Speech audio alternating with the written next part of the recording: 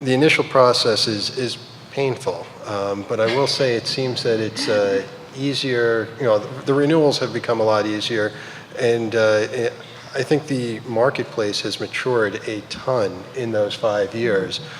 From my perspective as a risk manager, I always tell the folks within my organization, it's not my job to make the business decisions. That's your job. My job is to make sure that whatever business decision you guys want to do, I make you aware of what situations and what it can mean to the company, and if that's the way you want to go, this is how I can protect us. For my perspective, because most of the lines of insurance that are purchased, we're the subject matter experts. So if there's questions that come from the underwriters, we answer them. If there's information that you guys are asking for that I don't have off the top of my head, I'm the one that's going to chase it down and come back to you. When we're dealing with D&O insurance and cyber, we have to bring in other departments because they're the true subject matter experts. It's difficult to get time scheduled for the IT department, the relevant people, or your CFO to sit around in underwriting meetings. So we want to know the questions that are going to be asked, the specific questions, and we want to know that list of questions as far out in advance, and I mean 2-3 weeks in advance.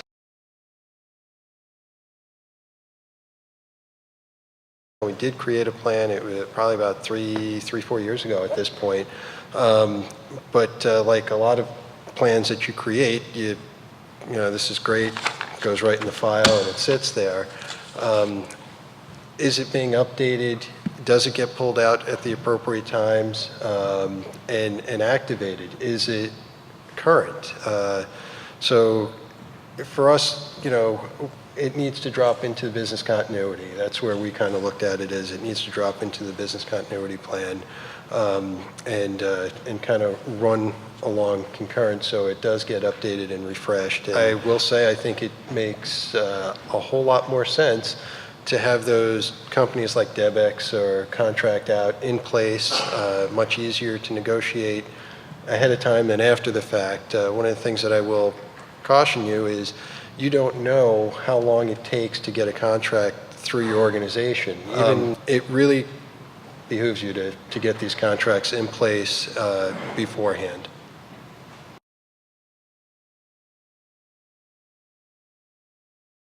We're seeing now that it's not, if you're going to get breached, but when. So as horrible as that feels out there, it's still, you don't know. We're running, as I said, over 20 million people through our system. You're going to get a bunch of slip and falls. We're dealing with a lot of that versus the possible breach, making sure the IT department is hooked in to realize that there is a policy here for it, and also that they need to connect into us relatively early if they know of a breach. I want to have, here's the incident, here's our response. At the end of the day, I was able to recover X dollars from our insurance policy for this, that, or the other thing. Those ancillary coverages will come in as you're going through to, all right, I'm using on eRisk Hub this organization or that organization. Whether it's covered for under the policy or not, it really doesn't matter. We still have to do it.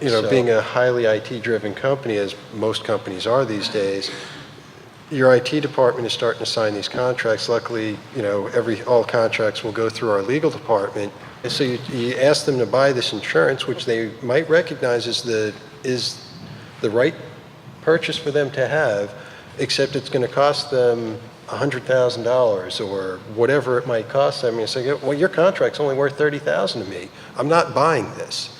That is a huge fight for us, and we're constantly trying to update the original language to make sure that we're protecting ourselves as best as I can and plugging that in. I just give, standard language, standard limits, and, I usually, because it's standard and I'm not reviewing every contract, I'll put in a real high limit, and when the potential business partner balks at it, then they'll come back and say, all right, here's the actual exposure.